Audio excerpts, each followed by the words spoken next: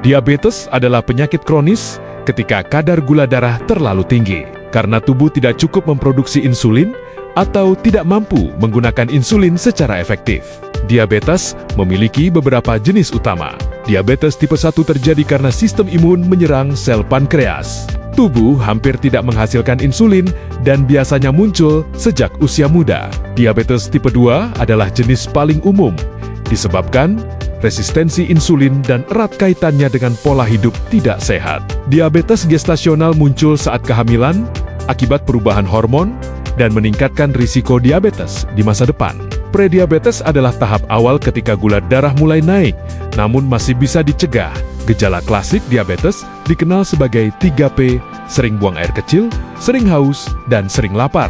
Gejala lain meliputi mudah lelah, berat badan turun tanpa sebab, luka sulit sembuh, dan kesemutan.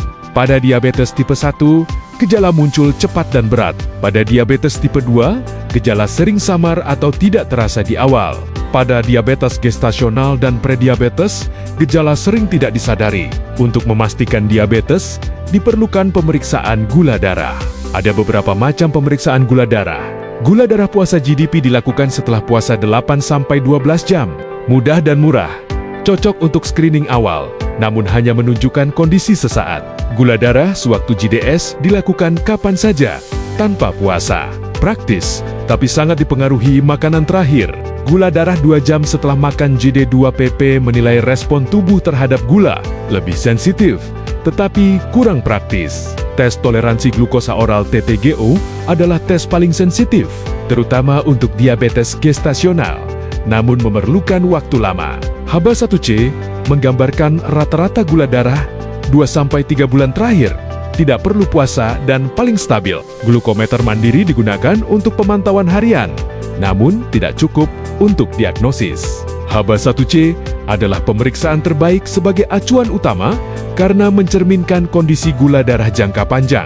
Diagnosis diabetes biasanya ditegakkan dengan kombinasi HbA1c dan gula darah puasa. Jika mengalami gejala diabetes, jangan menunda. Lakukan pemeriksaan gula darah dan konsultasikan ke tenaga kesehatan.